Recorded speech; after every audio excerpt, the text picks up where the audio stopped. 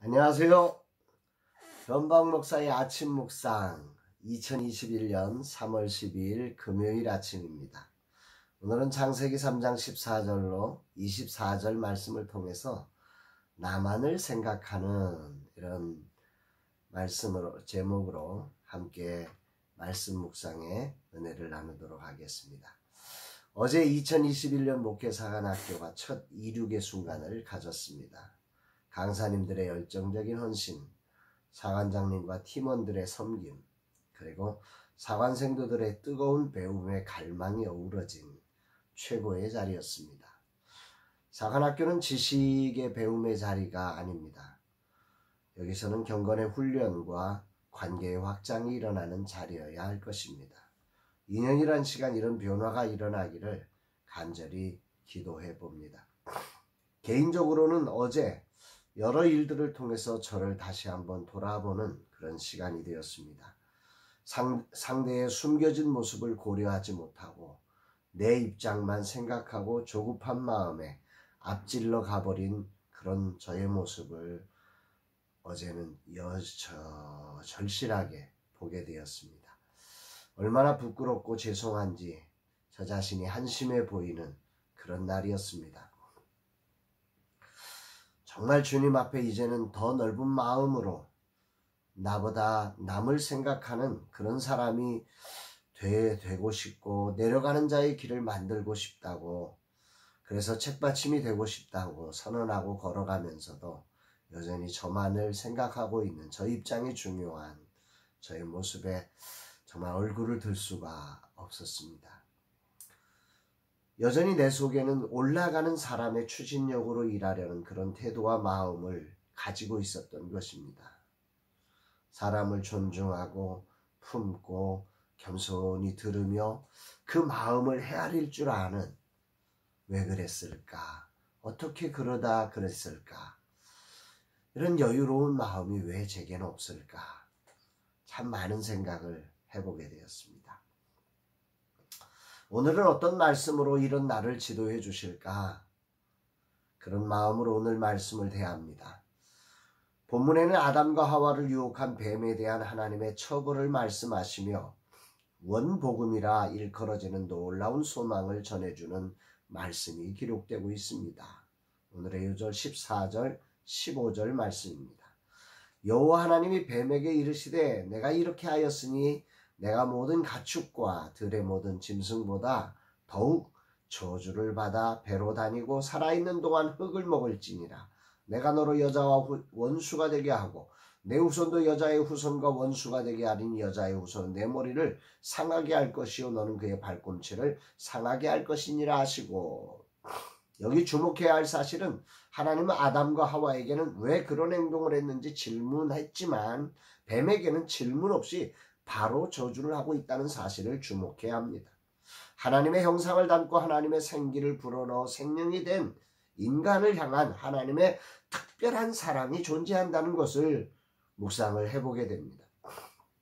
비록 아담과 하와가 자신들의 죄악을 자백하기보다는 죄를 떠넘기에 급급했지만 하나님은 이런 인간들의 변명마저 들어줄 기회를 갖고 계시는 것이고, 그런 들어줄 기회 그리고 엉뚱한 대답을 하는 그들을 위해서 대안을 만들어주시는, 정말로 그 기회가 원복음이 나와야 할 이유가 되게 하시는 하나님의 그 넓고 크고 깊은 사랑을 깊이 생각하면서 큰 위로와 격려가 됩니다.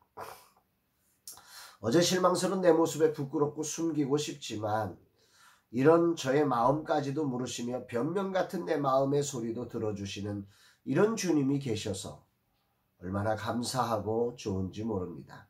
물론 그래서 더 부끄럽고 더 죄송스럽습니다.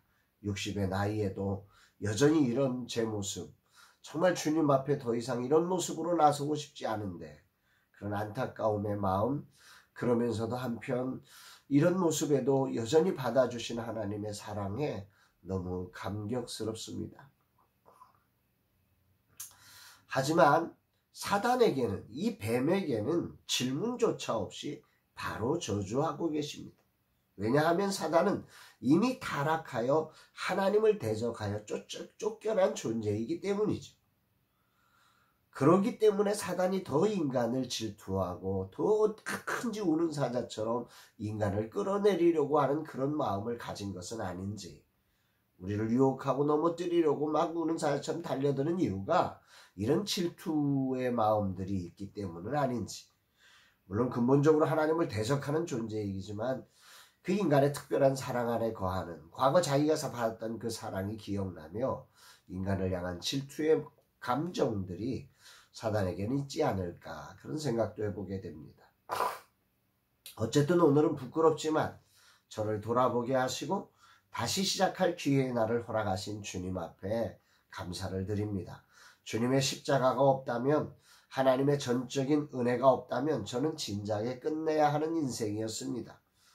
그럼에도 불구하고 주님은 저에게 다가오셔서 질문해 주시고 생각나게 하시고 말 같지 않은 변명마저도 들어주시며 그 변명에 합당한 하나님의 그 대속의 길을 열어주시는 은혜가 오늘 저에게 있었기에 오늘 이렇게 하나님 앞에 다시 설 수 있게 된 것 아닌가 생각하며, 정말 이런 기회를 주신 우리 하나님 앞에 감사와 찬양과 영광을 올려드릴 수밖에 없는 것 같습니다.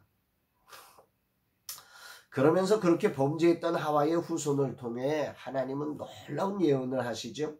여자의 후손은 내 머리를 상하게 할 것이요 너는 그 발꿈치를 상하게 할 것이니라. 여자의 후손이 뱀의 머리를 상하게 할 것이다. 완전한 승리를 선언하는 복음입니다. 원복음이라고 그러죠. 그러나 그 승리가 발꿈치를 상하게 한다는 십자가의 죽음을 통해서 온다는 사실을 오늘 성경은 말씀하고 있습니다. 뱀의 후손과 여인의 후손 사이에 있을 이 영적인 치열한 전투의 과정이 존재한다는 것을 말씀하는 거죠. 분명 머리를 상하게 해서 뱀이 꼬꾸라졌어요. 그런데 그 다음에 그 뱀이 여인의 발꿈치를 잡는 이 영적인 관계죠.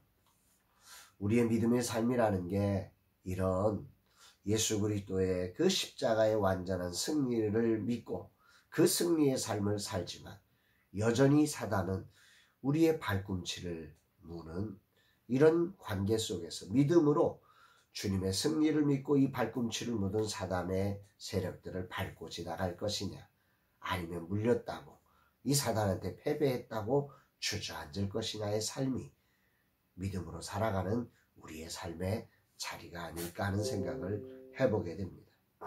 그리고 이어서 여자에게는 아이를 낳을 때 임신하는 고통을 크게 더하며 남편과의 관계에서 갈등을 겪을 것을 말씀하시고, 더 나아가 아담에게는 죽도록 고생하며 수고하여 먹을 것이다. 가시와 엉겅퀴가 있고 그렇게 살다가 너는 흙으로 돌아갈 것이다. 이런 말씀을 하십니다. 그리고 나서 21절에 가서 아주 유명한 하나님의 사랑을 보여주죠. 여호와 하나님이 아담과 그의 아내를 위하여 가죽옷을 지어 입히시니라. 어줍지 않은 변명을 하는 인간인데 하나님의 그 소중한 뜻이 훼손되었음에도 불구하고 하나님은 짐승을 잡고 그 짐승의 피를 흘리며 앞으로 있을 대속에 흘려주실 예수 그리스도의 피를 생각하며 그 인간, 부끄러운 인간들의 그 부끄럽다고 말하는 그 자리를 덮어주시는 가죽옷을 지어 입히신다. 저에게는 참 감사하고 고마운 자리입니다. 죄 없는 짐승을 잡아 피를 흘리게 하여 아담과 하와의 죄악을 덮어주시며 앞으로 있을 이 대속의 은혜를 예표하고 계신 이 장면, 너무 감사하죠. 너무 놀랍죠. 근데 이 사건이 바로 이어서 이렇게 연결됩니다. 24절 에덴 동산에서의 축출로 이어집니다. 이같이 하나님이 그 사람을 쫓아내시고 에덴 동산 동쪽의 그룹들과 두루 도는 불칼을 두어 생명나무의 길을 지키게 하시니라. 가죽옷을 지어서 부끄러움을 면케하셔서, 그러나 그렇게 하신 연후에 그 에덴 동산을 쫓아내셔서 거친 세상의 삶을 살게 하시고 계시다는 것.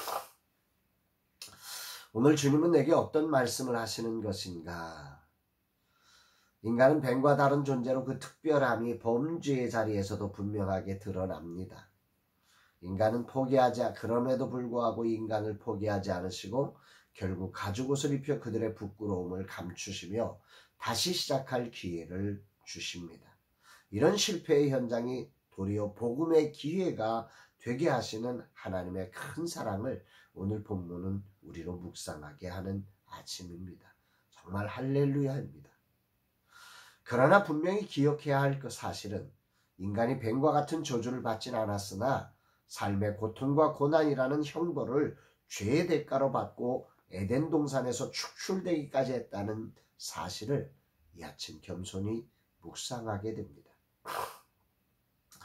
히브리서 기자가 죄와 싸우되 피 흘리기까지 싸우라고 말한 사실이 생각납니다. 십자가에서 죽기까지 흘리신 주님의 피의 은혜를 아는 자로 오늘이란 자리에서 죄와 피 흘리기까지 싸울 수 있는 그런 사람이 되기를 결단해 봅니다. 그러면서 죄의 유혹에 왜 넘어질까를 생각해 보게 됩니다. 그 이유는 결국 사명이 아닌 자신을 보는 것에서 나오는 것이 아닐까. 사명을 향하여 달려가는 삶이 아니라 나를 생각하니까 내 자존심, 내 입장, 내 어떤 계획 이런 것들을 생각하다가 결국 죄에 빠져가는 건 아닐까.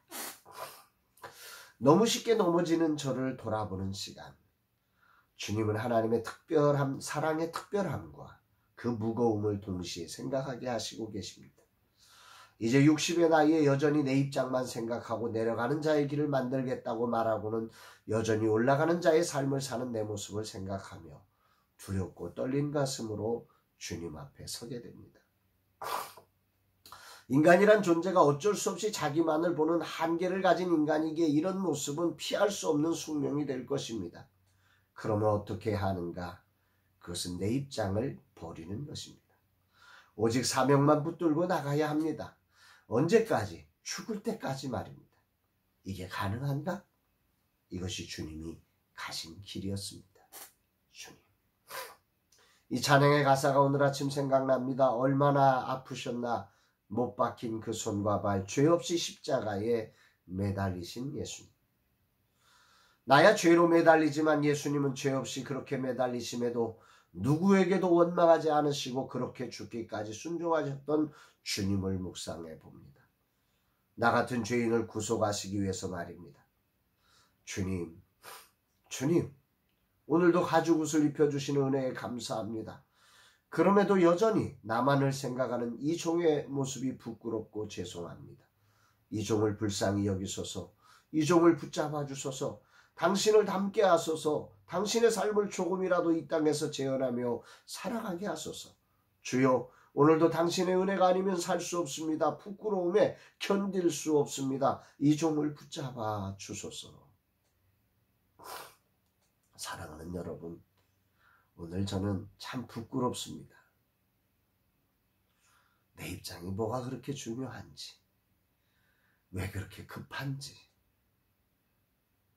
그 사람의 입장을 한 번만 더 생각해 줬으면, 아니 조금 더 기다려 줬으면, 한 번이라도 왜 그런지 물어나 봤으면 60의 나이에도 여전히 철없는 어린아이처럼 나만을 주장하고 있는 저 자신이 너무 하나님 앞에 죄송스럽고 사람들 앞에 부끄러운 저의 모습을 발견하는 날입니다.